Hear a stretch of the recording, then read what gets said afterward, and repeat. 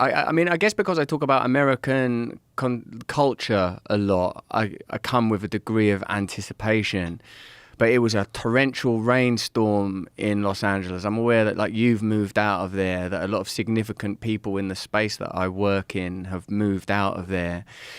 And there was a feeling of uncanniness and eeriness. Some of the familiar sites for homelessness have been cleansed as if by Travis Bickle's rain. You know, it's sort of like just...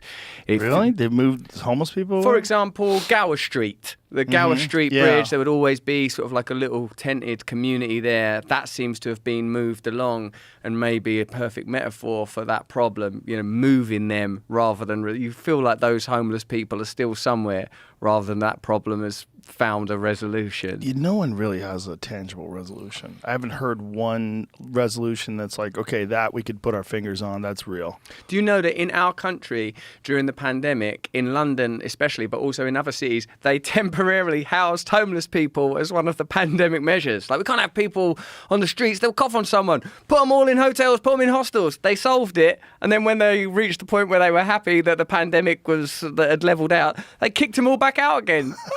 Right, that's it. We're not worried anymore. Get back out there. I wonder why they did that. Do you think it was just too much time and effort to manage those people? Like they're shooting up in the hotels and causing ruckus and... Well, I wonder what was the reason for like putting them back on the street, because it seemed like if they solved that, like they should be like, oh, well, you know, let's just keep dedicating these resources to keep these people housed. I feel like that the anomaly was the housing rather than the ejecting. I feel like that they... When it was convenient and suitable, they could find a solution to homelessness that was an economic one. And then when it wasn't necessary anymore, they just pulled the rug out from under it. But I'm sure, that comes with complexity. When I was first working in media, when I was still a using drug addict myself, I did these things that I considered to be like psychological jackass. You know, that was a big show at that time, those amazing guys doing those incredible stunts.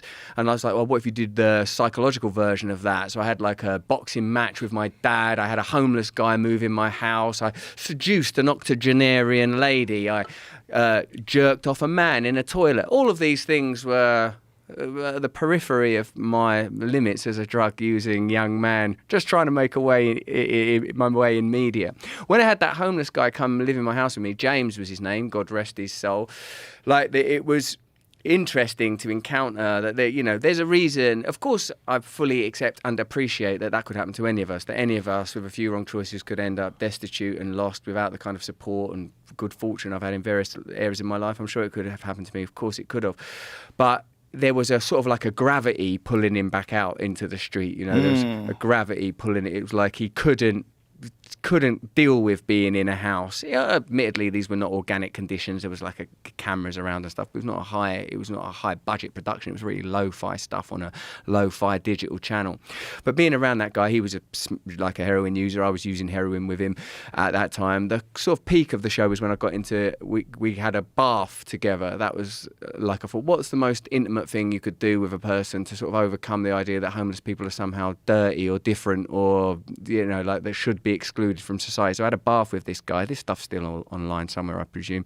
And, it pushed both of us to our limit. In the end, James decided that he preferred homelessness to bathing with you. That's right. He made his choices. In the end, we just got a taxi to nowhere. Just got a taxi for him and just let him out anywhere. He'll make his own way in the world.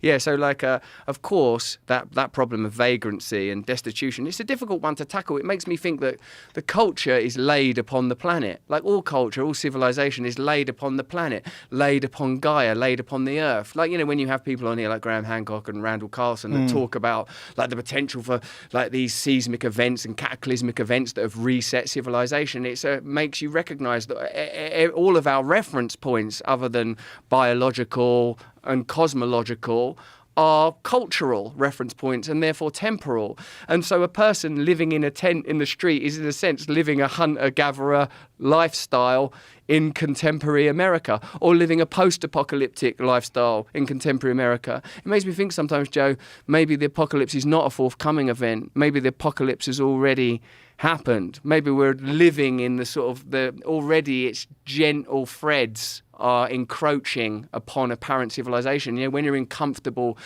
defined and designed spaces, You feel like everything's okay. The end of the world is impossible. And it just seems like entertainment when you hear about nuclear treaties being torn up, that it can't actually happen.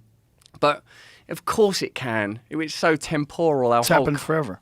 It's always happened. The people that it happened to then, they never saw it coming either. The way you're saying is very interesting, because I think the apocalypse is here on Earth. It's just not here, like right here in Austin. It's not like right here in the studio, but it's in the Congo. Yeah. Like if you go to a cobalt mine in the Congo and you see a 19-year-old woman with a baby on her back mining for cobalt and inhaling toxic fumes, you're like, okay, well that's the apocalypse. Yeah. They have no electricity, they have no clean water, they make very, very little money, and they work all day, and they work for a company that puts cobalt into lithium-ion batteries that are in everyone's smartphone. So the height of our technology is directly connected to what's essentially slave labor.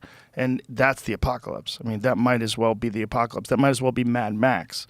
It might as well be. I mean, it's just as bad. It's just as horrific. There's a very beautiful bit of investigation. I saw that episode. Siddharth Kara, yeah. He wrote that. What is the book called? Cobalt Red. Yeah, it's all about cobalt mining in the Congo and his investigation that he did into it. It's very, very. It's inspiring that a person is that selfless and can make that sort of a commitment and risk their life and go to a very dangerous place and expose this, because he's a real journalist, like a real boots on the ground journalist that wants to show the world some things that are being hidden from them, because the people that are making enormous amounts of money from this that could fix it don't want to. They want to profit off of it at the exact level they're profiting off of it now, which means, paying people a couple cents an hour or whatever they pay them. It's horrific.